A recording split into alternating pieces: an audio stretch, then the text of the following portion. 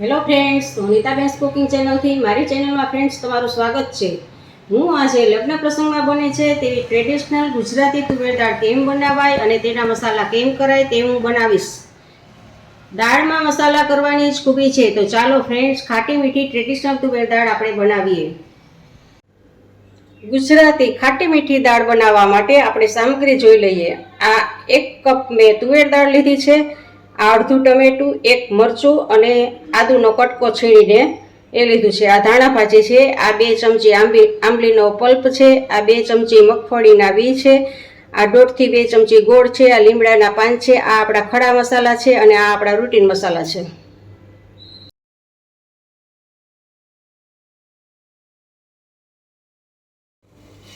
આ દાળને મેં કુકરમાં લીધી છે અને એમાં હું પાણી એડ કરીને દાળને સારી રીતે ધોઈ લઉં છું। 2-3 પાણીથી આવી રીતે સારી રીતે ધોઈ લેવાની છે દાળને। આ દાળ આપણી ધોવાઈ ગઈ છે। હવે દાળમાં હું 1 મોટો ગ્લાસ પાણી એડ કરું છું અને સાથે જ એમાં હું અડધી ચમચી જેટલી હળદર એડ કરું છું। હળદર દાળમાં આપણે બાફવા વખતે જ દાળમાં હળદર એડ કરવાથી દાળનો કલર એકદમ સરસ આવે છે। હવે આપણે ઢાંકણ બંધ કરીને હું ગેસ ઉપર એને 5 થી 6 વિસલ વગાડવા માટે મૂકું છું। 5-6 સીટી વાગી ગઈ છે અને દાળને મેં એકદમ એકરસ કરી બ્લેન્ડર મારીને એકરસ કરીને તૈયાર કરેલી આ દાળ છે। હવે આપણે આ દાળનો વઘાર કરવાનો છે। વઘાર કરવા માટે મેં ગેસ ઉપર એક વાસણ લીધું છે અને એમાં હું 2 થી 3 ચમચી જેટલું ઘી એડ કરું છું। ઘીમાં દાળનો વઘાર કરવાથી આપણે ટેસ્ટ ખૂબ જ સરસ લાગશે અને હંમેશને માટે ટ્રેડિશનલ વાનગી હોય એટલે આપણે ઘીનો જ વઘાર કરવાનો હોય છે। તો આપણી આ ગુજરાતી દાળ છે એ ટ્રેડિશનલ દાળ છે એટલે આપણે વઘારમાં ઘીનો ઉપયોગ કર્યો છે।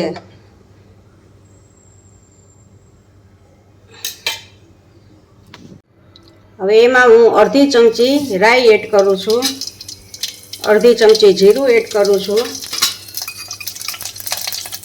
અને અડધી ચમચી હિંગ છે। આ 4 થી 5 લીમડાના પાન છે, આ 2 સૂકા મરચાં છે, તમાલપત્ર છે અને આ બાદિયાના 2 પાન છે, આ તજનો ટુકડો છે અને 2 થી 3 લવિંગ છે। આ બધાને આપણે સાતળવાનું છે। સતળાઈ જાય એટલે આ ટમેટું, મરચું અને આદું જે આપણે નાનું કટ કરીને રાખ્યું હતું એ હું આમાં એડ કરું છું।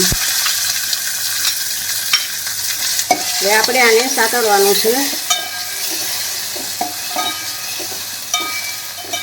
ટમેટા સ્મૂથ થાય ત્યાં સુધી આપણે આને સાતળવાનું છે।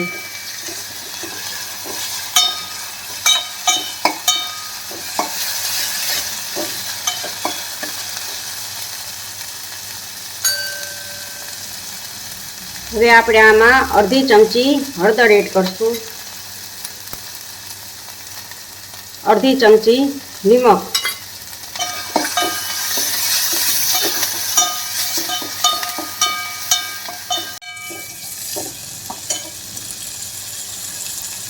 અને આ અડધી ચમચી કાશ્મીરી મરચું એડ કરશું।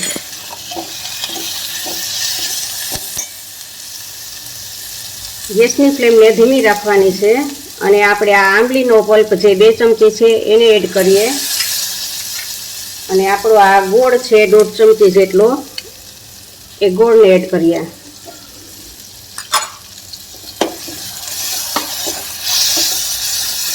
ધીમા તાપે જ એમને આપણે આ ઉકાળવાનું છે।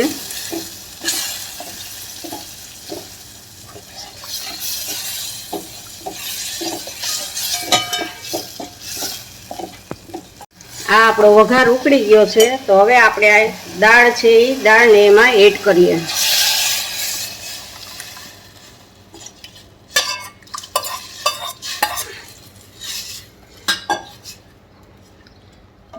ગોળની જગ્યાએ તમે ખાંડ વાપરી શકો છો અને આંબલીના પલ્પની જગ્યાએ તમે લીંબુ પણ વાપરી શકો છો અને લીંબુ કે ખાંડ કે ગોળ જે તમે વાપરતા હો એ તમારા ટેસ્ટ મુજબ તમારે વાપરવાનું છે।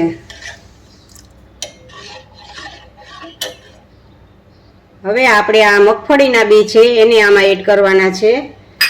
વરાની દાળમાં હંમેશા માટે મગફળીના બી હોય છે, તેથી મગફળીના બીથી દાળનો સ્વાદ સરસ લાગે છે.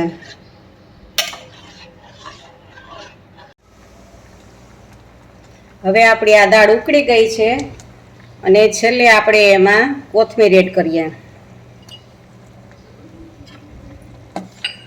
તો આપણે વરામાં જે દાળ ભાત ખાઈ છીએ એ વરા માટેની આ ટ્રેડિશનલ એકદમ ગુજરાતી દાળ, ખાટી મીઠી ગુજરાતી દાળ આપણી આ તૈયાર છે. ફ્રેન્ડ્સ, તમને મારી રેસીપી પસંદ હોય તો લાઈક કરજો, શેર કરજો અને સબસ્ક્રાઈબ કરજો. આવજો, બાય બાય. ફરી મળીએ નવી રેસીપી સાથે.